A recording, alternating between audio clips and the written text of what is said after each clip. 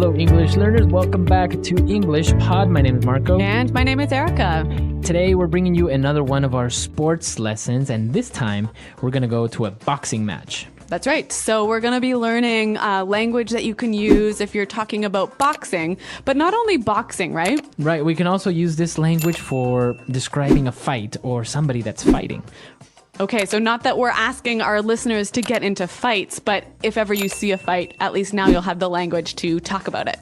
Exactly. So let's listen to our dialogue for the first time. It might sound familiar. We have the legendary Rocky Balboa at English Pod fighting for the heavyweight championship. So let's see what happens. Welcome back, boxing fans. My name is Rick Fields, and here with me is the man with the iron jaw, Bob Copeland. Thank you, Rick. We're coming to you live from Las Vegas. We're in the beautiful MGM Grand Hotel and Casino, where the World Heavyweight Championship is about to get underway. That's right, Bob. We're about to witness the legendary Italian stallion himself, Rocky Balboa, square off against his lifetime rival, Apollo Creed. This will be a gruesome match for sure. Both fighters are in the ring, and we are about to begin.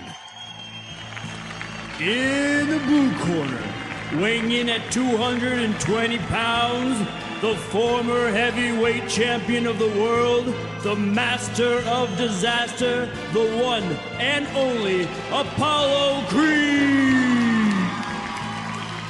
In the red corner, weighing 218 pounds, and with a record of 47 wins and 37 knockouts, the undefeated, undisputed heavyweight champion of the world, the Italian stallion, Rocky Balboa. There's the bell, and this fight is underway. Apollo quickly attacks Rocky with quick, strong jabs. Rocky dodges successfully and counterattacks with a strong right hook. Apollo is cut. Rocky landed a strong blow to his right eyebrow and cut him. This is his chance. Rocky quickly throws a left, right, another left. Apollo is getting pounded. Apollo recovers with a powerful haymaker and catches Rocky off guard. He's down. The ref starts the count. 1, 2, 3, 4.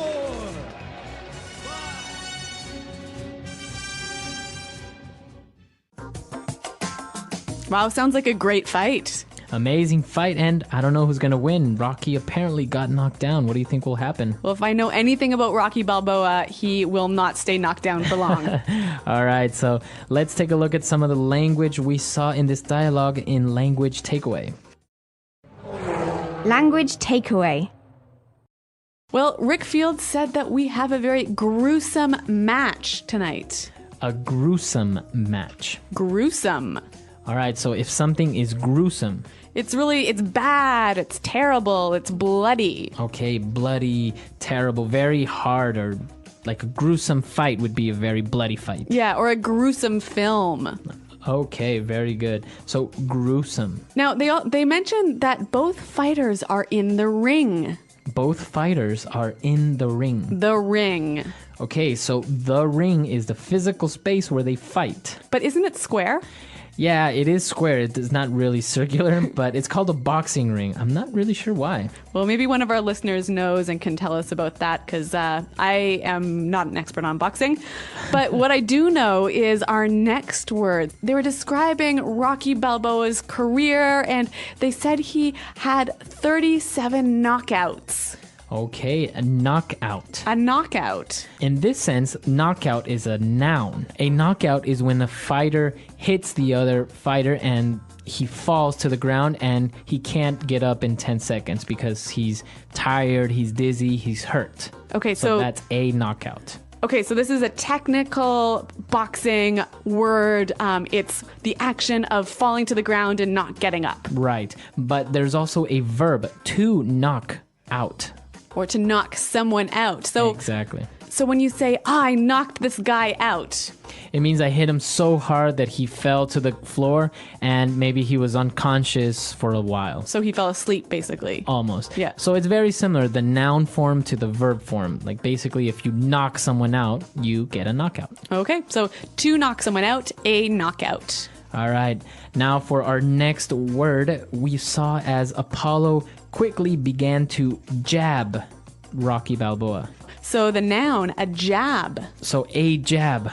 Quick jabs. So a jab is a kind of punch, right? It's a fast, short, but not very strong punch. Okay, so a technical boxing word, a jab. A jab. This can also be a verb, right? Right, so to jab.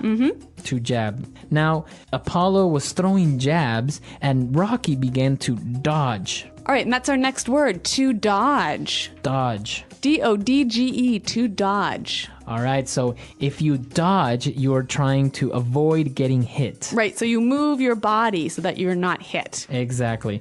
Now, we can also use it in different ways. Not only do you dodge when somebody's trying to punch you, you can also, for example, dodge a bullet. Right, so when you dodge a bullet, you avoid some bad situation or some bad event. Right, so we have many examples of dodge used in other contexts, so why don't we listen to some examples? Example 1. See that guy dodging through the traffic? He's going to get hit by a car if he's not careful.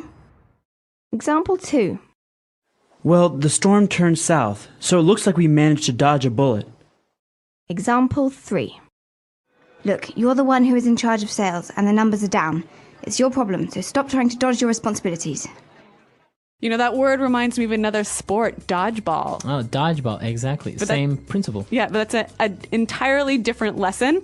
I think we need to focus here on the boxing vocabulary. So the announcers said that Apollo is getting pounded. To get pounded. To get pounded. Now, if someone is getting pounded... They're getting hit really hard. And a lot. So to get pounded. Get pounded. And now we have one more word, and it's also another boxing term called a haymaker. A powerful haymaker. Okay, so Apollo received a powerful haymaker. Now, this word is actually new to me. So, Marco, what does it mean? Basically, it's a very strong, very wild punch. Okay, so you don't have really good form. Your body is kind of moving all over the place. Right, so you don't have much balance, so you just throw your entire body and your fist at someone to hit them as hard as you can. That's a haymaker. All right, a technical boxing word here for you guys. But now we've got some interesting phrases for you on Fluency Builder.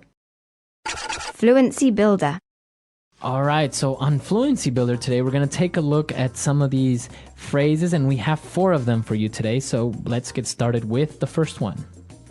Well, the announcers said that the boxing match was about to get underway. Okay, to get underway. To get underway. So again, this is another way of saying about to begin. Right. All right, so we're about to get underway with this new project. Or the meeting's just about to get underway, so make sure everyone's here. Very good. So the match was about to get underway, and the sports announcer said that Rocky Balboa is going to square off against his lifetime rival. So we're going to look at this phrase, to square off against someone. All right, I'm going to square off against Jim. All right, when you square off against Jim, you get ready to fight with him or to compete with him, right? Right, so we're about to have a one-to-one competition. So this is like a sports word, but it's also really commonly used in a lot of different contexts. So why don't we hear a few more examples of how we can use this phrase, to square off? Example 1. The 2 countries are moving their armies close to the borders as they prepare to square off in a border dispute. Example 2. Italy and Brazil are squaring off in the final game this afternoon. Example 3. Lisa and Daniel squared off against each other in the marketing meeting today. They were both pretty angry. All right, so great examples, and I think we can use it now not only in boxing, but in other situations. Now, Bob said that Rocky landed a strong blow. to land a strong blow. All right, so land a strong blow. Now, let's break this down. So a blow. A blow is a punch or a hit. Okay, and when you land a strong blow, what happens? You basically successfully hit your opponent with a punch or hit. So you hit them, so your fist meets their body. Yes, so your fist landed on their body. So I could also change this a little bit. I could say, I landed a punch. Right. Or in boxing terms, he landed a strong left jab. Okay, so to land a blow. The announcer described it as Rock threw a left. To throw a left. So he said he threw a left and a right. Now again, we'll take this one apart. So a left, what are we talking about? Basically a left punch, but we can omit punch. Okay, so it's a punch with your left hand, but the verb throw, you throw a left punch. So basically you punch somebody with your left. Okay, so it's just another way of saying to punch someone. To punch someone, right? Yeah. So Bob started to throw some punches at the other guy. All right, or look over there, that guy's throwing punches. All right, so to throw a left, to throw a punch. Now again, you can use this in a lot of different ways with a lot of different types of punches. So you could say to throw a jab. Okay, or throw an uppercut. Or throw a hook. Okay, so now that we've seen all these phrases, why don't we listen to the dialogue for the very last time, and we'll come back in a little bit. Welcome back, boxing fans. My name is Rick Fields, and here with me is the man with the iron jaw, Bob Copeland. Thank you, Rick. We're coming to you live from Las Vegas. We're in the beautiful MGM Grand Hotel and Casino, where the World Heavyweight Championship is about to get underway. That's right, Bob. We're about to witness the legendary Italian stallion himself, Rocky Balboa, square off against his lifetime rival, Apollo Creed. This will be a gruesome match for sure. Both fighters are in the ring, and we are about to begin. In the blue corner, weighing in at 220 pounds, the former heavyweight champion of the world, the master of disaster, the one and only Apollo Creed. In the red corner, weighing 218 pounds and with a record of 47 wins and 37 knockouts, the undefeated, undisputed heavyweight champion of the world, the Italian stallion, Rocky Balboa.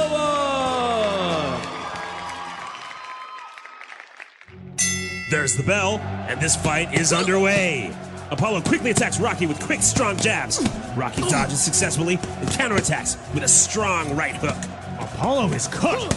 Rocky landed a strong blow to his right eyebrow and cut him. This is his chance. Rocky quickly throws a left, right, another left. Apollo is getting pounded. Apollo recovers with a powerful haymaker and catches Rocky off guard. He's down. The ref starts the count. 1, 2, 3, 4.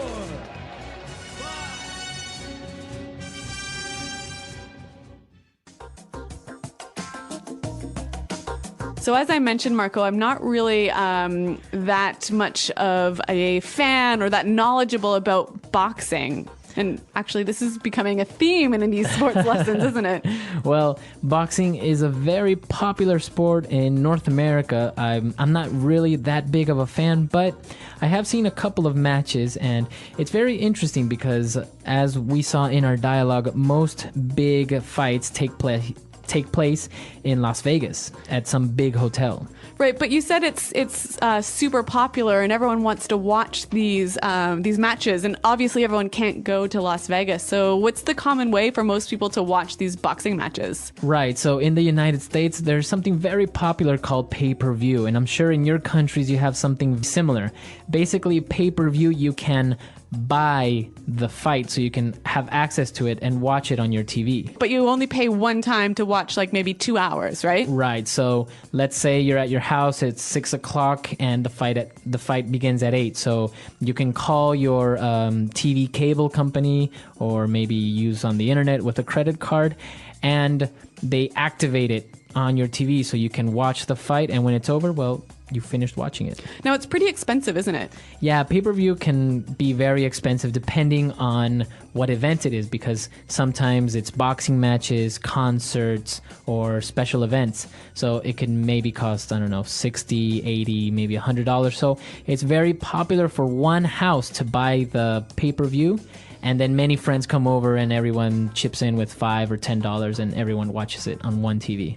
All right, so the pay-per-view boxing party, a common way to watch the sport in America. Exactly.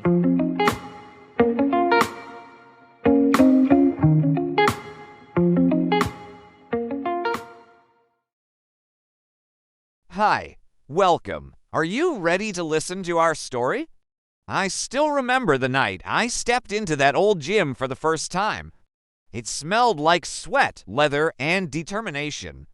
I was just 16, skinny, unsure, always looking at the ground when I walked. But something about boxing called to me not because I liked violence, but because I needed strength.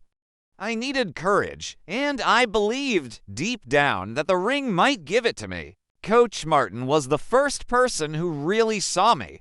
He was in his late 50s, his face full of wrinkles like battle scars, and his voice deep and raspy cut straight through your doubts.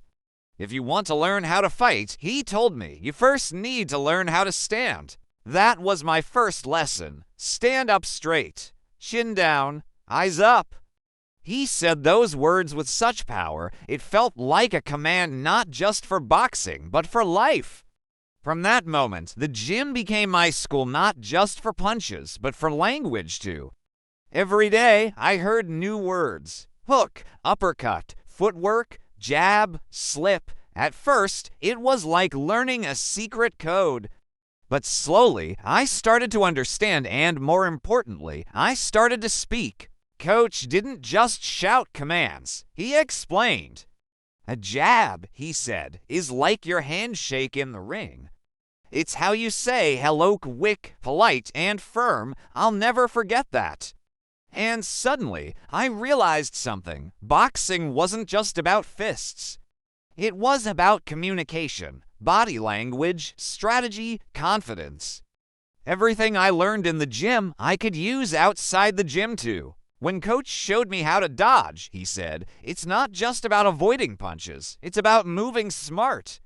In life, when pressure comes at you, don't freeze, move, think, adjust. He taught me expressions like roll with the punches, which means to adapt to difficult situations. English started coming alive for me not from books, but from sweat, mistakes, and practice. And then came the phrase square off. I remember it clearly. Two boxes stood in the center of the ring, staring at each other before the bell. Coach whispered, they're about to square off. He explained it meant they were preparing to fight facing each other, ready for the challenge. I thought about how I could square off with my own fears, my shyness, my struggles with English. Day by day, I started using these words not only in the ring, but outside it. When I had a hard exam, I said, I'm going to square off with this test. When life got tough, I told myself, keep jabbing. Keep moving. Don't stay in one place. The vocabulary gave me power. It gave me identity. Learning English this way through stories, through boxing, through life made everything feel real. I wasn't just memorizing lists of words. I was living them. And when I threw my first proper punch when I landed a clean hook in sparring, Coach smiled and said, that's how you land a blow. I smiled back, out of breath, proud, sweaty, and filled with confidence. Not just because of the punch, but because for the first time, I felt like I belonged. In the gym, in the language, in the world, the first time I got hit hard in the ring, I wasn't prepared. It came out of nowhere, a solid right hook straight to my cheek. My head snapped to the side, my knees buckled, and everything went a little blurry for a second. I didn't fall, but I almost did. I heard Coach yell from the corner, don't freeze, keep moving, and so I did. I stumbled, regained balance, and circled around my opponent. That's when I learned something powerful, not just about boxing, but about life and language. You will get hit. You'll feel embarrassed when you mispronounce a word. You'll freeze when someone talks too fast, but you don't stay down. You move, you dodge, you recover. That's how you grow. Coach explained the punch I took was called a haymaker. It's a wild, heavy punch, he said, not very technical, but if it connects, man, it hurts. And just like in conversations, sometimes people will throw unexpected words at you. Long, complicated expressions, idioms, slang. You won't understand all of it at first. But that's okay. What matters is how you react. After training, Coach would often sit with us and tell stories not just about boxing legends, but about his life. One day he said, learning English is like preparing for a 12-round fight. You don't win in the first round. You don't give up in the third. You stay in the ring. You stay focused. That's how you become fluent. He also talked about getting pounded. Some days, he said, life pounds you. Just like a boxer gets pounded in the corner. But here's the secret. It doesn't last forever. You protect yourself. You breathe. You wait for your chance to strike back. That metaphor helped me so much during my low points in learning English. When grammar felt confusing, when I couldn't follow conversations, when I felt stuck, I remembered Coach's words. And I began to notice how many English expressions came from boxing.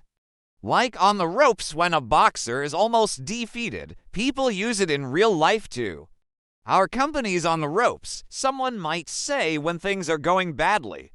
Or pull no punches, that means to be honest, even if it hurts. Coach never pulled punches with us. He told us the truth, always. One day, I was sparring with a guy named Carlos. He was faster, stronger, and more experienced. From the start, he attacked with jabs, quick, sharp punches that kept me at a distance. Coach shouted, "Don't just take it. Throw your own jabs." And that's when I learned communication is not just listening, it's responding. In English, don't wait silently. Try, speak. Even small words jabs matter. They're part of the conversation. That night, I went home and watched an interview with a famous boxer. He talked about getting knocked out and how it taught him more than winning ever did. That phrase stuck with me. Knockout. In boxing, it means you're down and can't get up in 10 seconds. But in English, it also has other meanings. Someone might say she's a knockout, meaning she's beautiful. Or that idea was a knockout, meaning it was amazing. That's when I realized language, just like boxing, is full of layers. It's not just the surface. Words carry power, emotion, context. And the more I listened, the more I paid attention, the more I started to feel the rhythm of English like the rhythm of footwork in the ring. Step forward, step back, pivot, slide, speak, listen, repeat, respond. That's how I was building fluency one round at a time, and I wasn't just learning English. I was learning discipline, focus, resilience, confidence. And maybe, just maybe, I was becoming a fighter not just in the ring, but in life. One rainy evening, the gym was nearly empty. The sound of gloves hitting the heavy bag echoed across the room like a slow drum beat. I stayed behind after practice, trying to work on my combinations jab, hook, uppercut. I wasn't getting it right. My timing was off. My rhythm was clumsy. I got frustrated. I dropped my hands and sighed. That's when Coach walked over, towel draped around his neck, and said something I never forgot. You're not just learning how to punch. You're learning how to focus under pressure. He paused and pointed to the bag. Same with English. You're not just learning words, you're learning how to stay calm when things don't go perfectly. That hit me because I'd been avoiding real conversations. I was afraid of making mistakes, of forgetting words, of sounding silly. But Coach reminded me that fluency doesn't come from perfection. It comes from practice under pressure. From putting yourself in situations where you have to think fast, speak clearly, and keep going even when you mess up. He told me about the phrase throw in the towel. In boxing, it means giving up, literally throwing a towel into the ring to stop the fight. But he looked me in the eye and said, "We don't throw in the towel around here. We adjust, we breathe, and we get back to work." I started approaching my English learning like a boxer prepares for a fight. I set small goals, 10 minutes of listening practice every morning, 5 new vocabulary words every night, watching interviews, repeating phrases out loud, recording myself.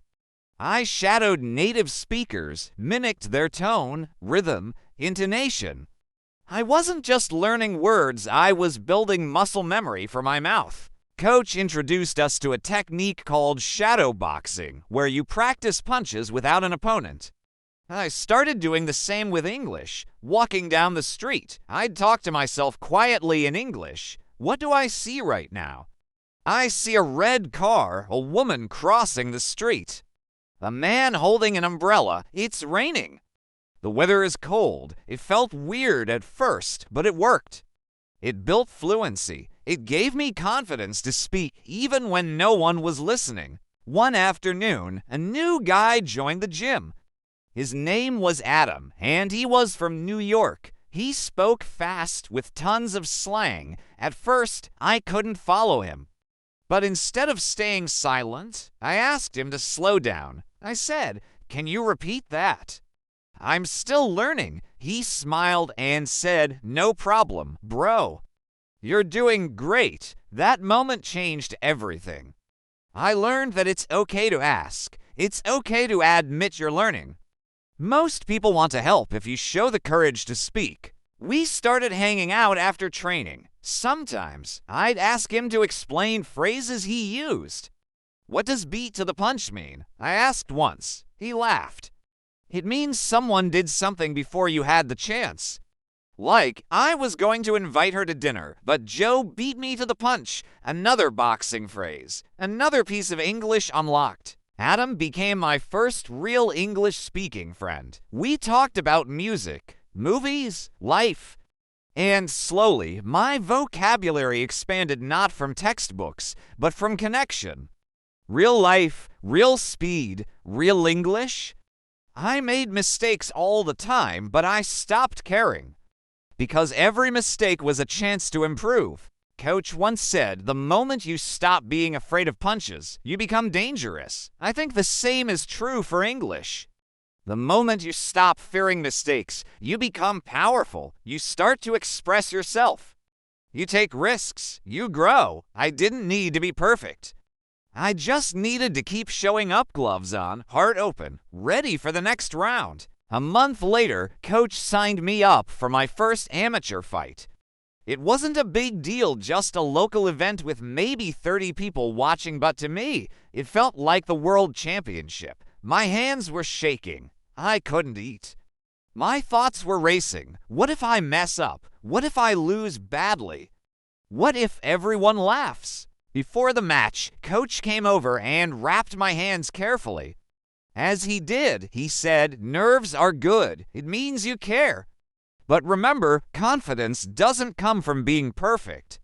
It comes from being prepared." He looked at me and added, "And the same goes for English. You'll never feel ready if you wait for perfection. You speak. You try. That's how confidence grows." I nodded, took a deep breath, and stepped into the ring. My opponent was quick, sharp, and aggressive.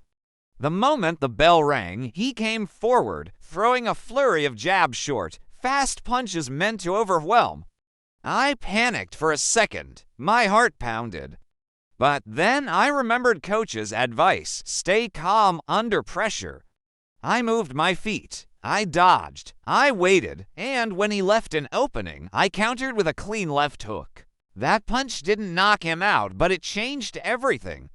It was the moment I realized I could handle myself under fire. That I didn't need to be the strongest or the fastest. I just needed to stay focused, adapt, and trust my training. And that same lesson hit me one day in my English class. We were doing group presentations. I had to stand in front of the room and talk about a current event. I was nervous. Speaking in front of people was terrifying. But I remembered the ring. I remembered the crowd, the pressure, the noise. And I told myself, this is just another fight. You've been here before. I walked to the front, took a deep breath, and started. At first, my voice trembled. I mispronounced a word, but I kept going. And with every sentence, my confidence grew. I made eye contact. I slowed down. I explained my points clearly. I even threw in an idiom I'd learned. It was a low blow that got a few laughs.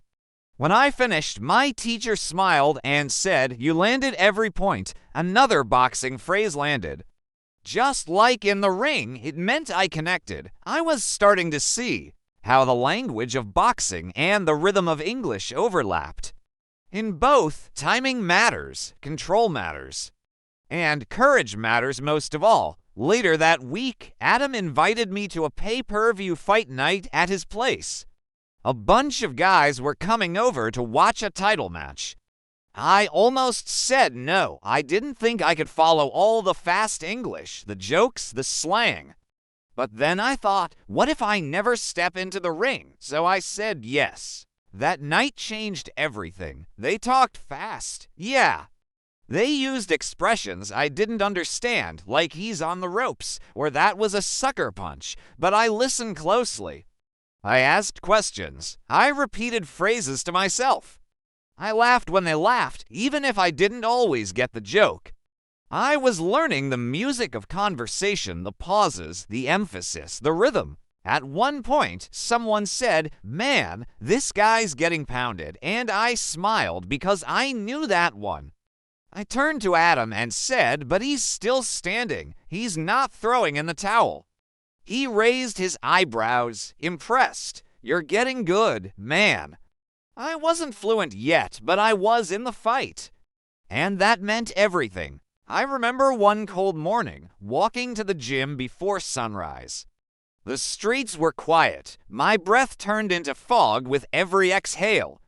My body was tired, my legs sore, but something inside kept pushing me forward. It wasn't just about boxing anymore. It was about becoming someone stronger, someone who could handle the hits in life, not just in the ring. Coach saw me walk in and gave a slow nod. "Early bird gets the reps," he said. Then he handed me a jump rope. "Let's build some footwork." As I started skipping, I thought about how every small action was helping me improve not only physically, but mentally. That day, during training, we practiced how to slip punches, tiny head movements that help you avoid getting hit. "It's all in the timing," Coach said. "If you move too early, you give it away. If you move too late, you get caught," just like in a conversation. And it clicked again. Language is timing too. When to pause, when to emphasize, when to respond. To fast and people don't understand you, to slow and they move on. Learning how to speak fluently isn't just about grammar. It's about rhythm, awareness, presence. Later that afternoon, I met up with Adam at a local diner. We ordered coffee and fries and just talked. He asked me about my training, and I told him about slipping, countering, rolling with the punches. Then he said, "Man, boxing's full of wisdom. It's like a language in itself." I smiled. That's exactly how I feel about English. We got into a deep conversation about expressions. He said, "You ever hear the phrase 'saved by the bell'?" I nodded. "It comes from boxing, right?" He grinned. "Yeah, when a fighter's in trouble and the round ends before they get knocked out, they're saved by the bell.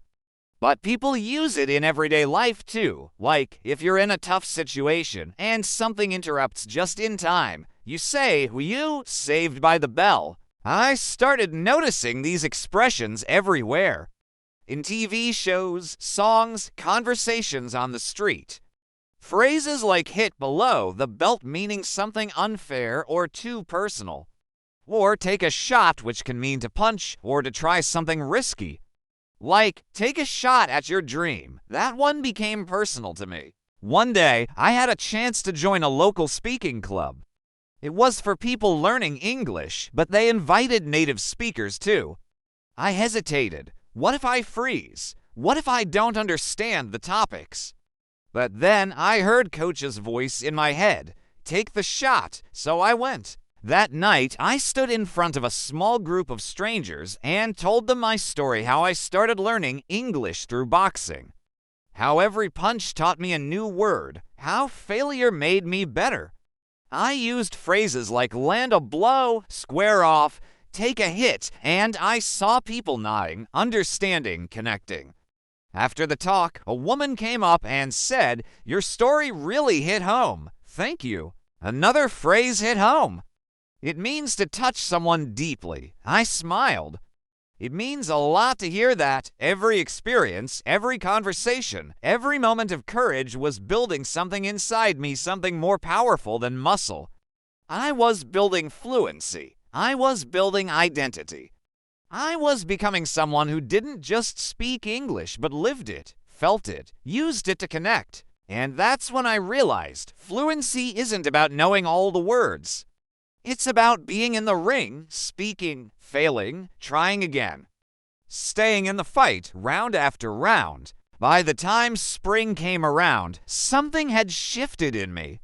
I was no longer the quiet kid who kept his head down in the corner of the gym. I walked taller. I asked more questions. I even started helping new guys with their form, showing them how to throw a proper jab, how to keep their elbows in, how to breathe through each punch. And in my English learning, I found myself doing the same. When someone struggled with pronunciation or asked what a phrase meant, I explained it with confidence. A knockout. Oh, that can mean a powerful punch or someone who looks amazing. I was no longer just a learner. I was becoming a guide. One day, Coach called me over after practice. "You've come a long way," he said, tightening the laces on a pair of gloves. "You know what makes a fighter dangerous?" I shrugged. "Control," he said. Not rage, not muscle, not speed. Control. That word echoed in my mind all day. Control. In boxing, it means not wasting energy, not swinging wildly, not reacting emotionally. And in English, it means choosing the right words, speaking clearly, staying calm, even when you're unsure.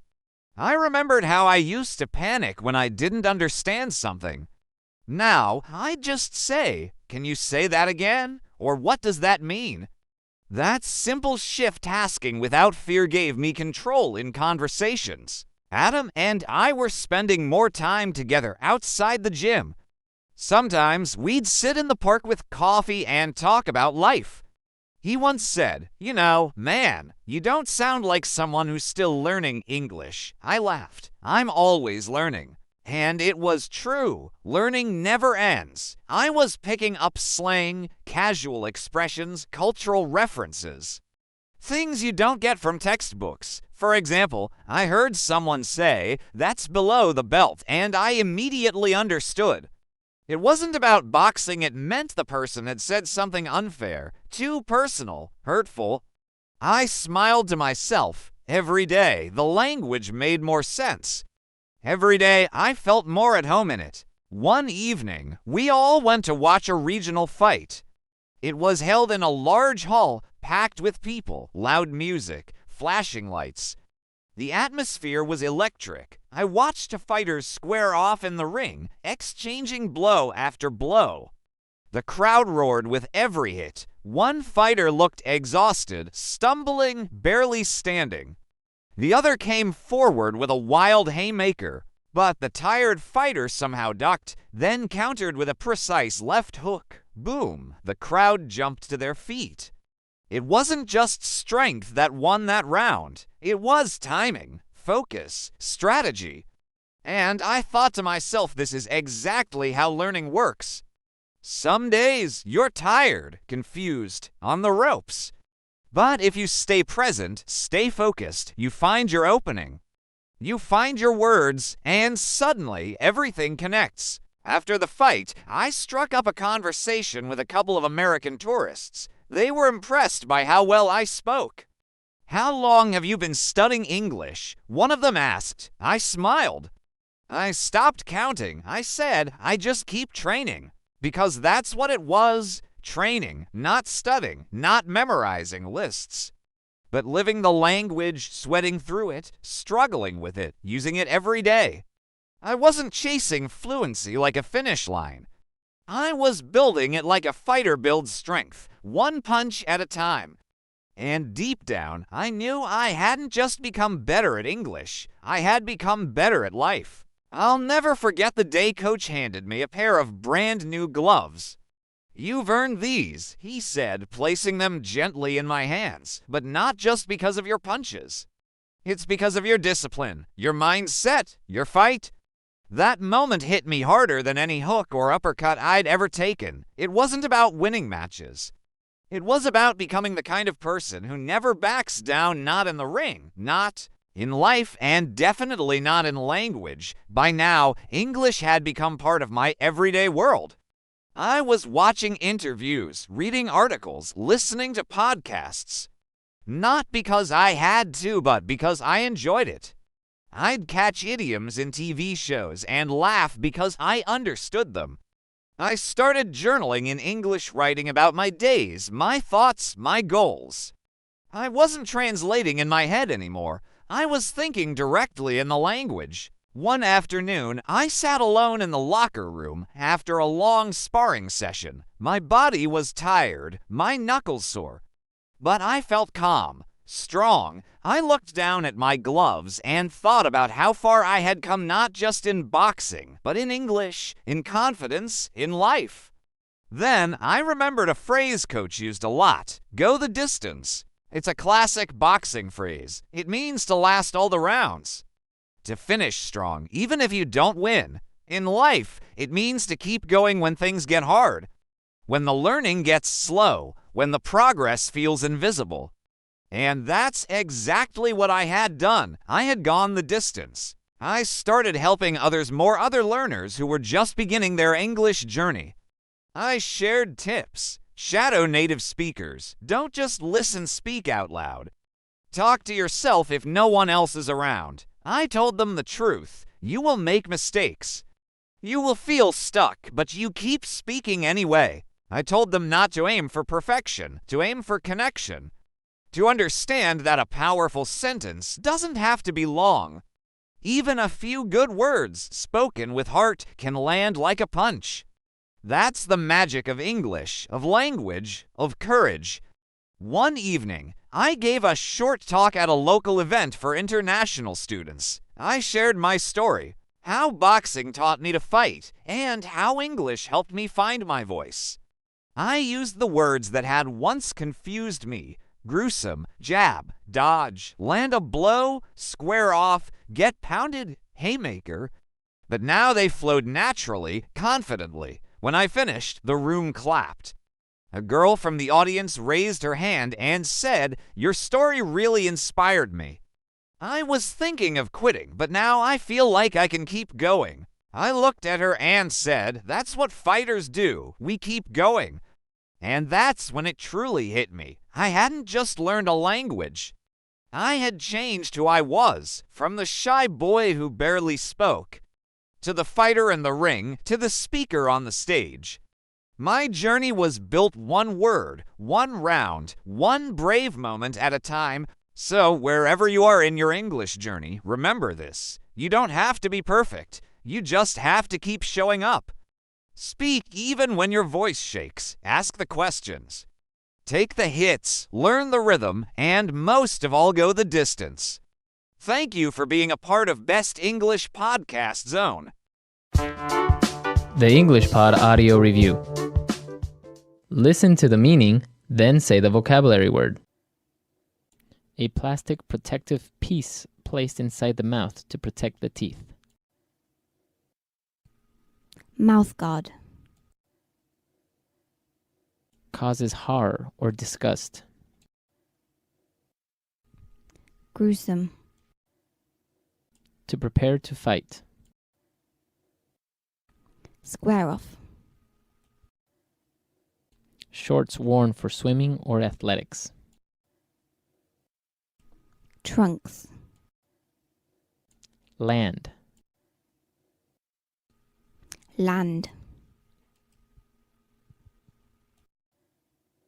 An elasticated belt with a pouch to support the genitals, worn by male athletes. Jockstrap. Avoid being hit by something. Dodges. A quick, strong blow with the head. Headbutt. Hit hard multiple times. Pounded. An illegal blow below the waist. Low blow. Let's try that faster. To prepare to fight. Square off. Hit hard multiple times. Pounded. Land. Land. An illegal blow below the waist. Low blow. Causes horror or disgust. Gruesome. A quick, strong blow with the head. Headbutt. An elasticated belt with a pouch to support the genitals, worn by male athletes. Jockstrap. Avoid being hit by something. Dodges. Shorts worn for swimming or athletics. Trunks. A plastic protective piece placed inside the mouth to protect the teeth. Mouthguard. Now say the word and hear it in a sentence. Gruesome.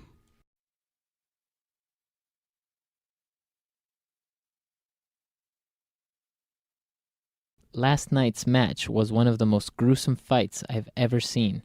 Both fighters were bleeding heavily. Gruesome.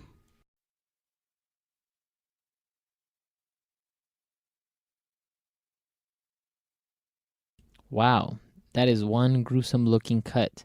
You might need to go to the doctor and get stitches. Gruesome.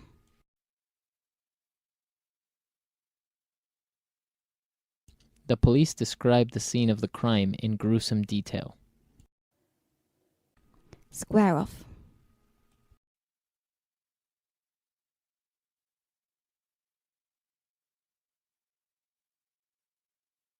The two countries are moving their armies close to the borders as they prepare to square off in a border dispute.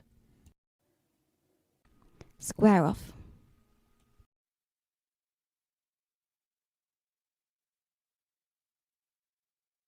Italy and Brazil are squaring off in the final game this afternoon. Square off.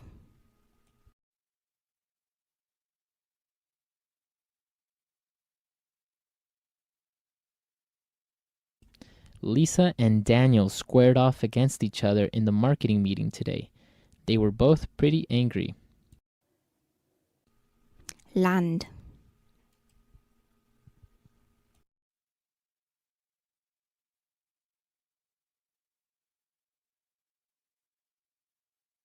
Wow, Apollo just landed an impressive right hook to Rocky's ribs. That's going to hurt. Land.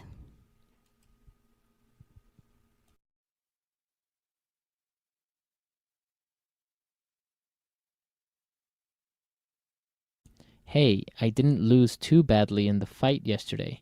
I landed a few good punches here and there. Land.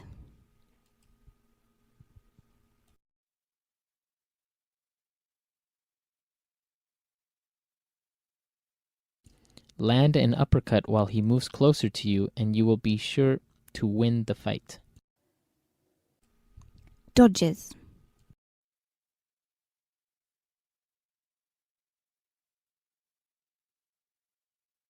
See that guy dodging through the traffic? He's going to get hit by a car if he's not careful. dodges,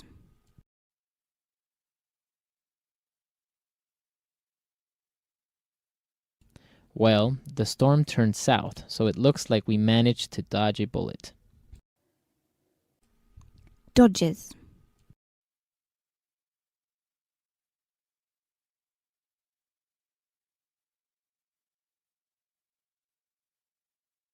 Look, you're the one who is in charge of sales, and the numbers are down. It's your problem, so stop trying to dodge your responsibilities. pounded,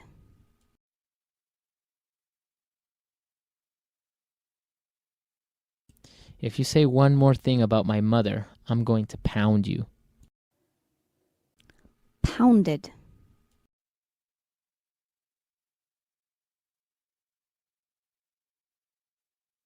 Rocky was knocked out in the 5th round. He was getting pounded all night long. pounded,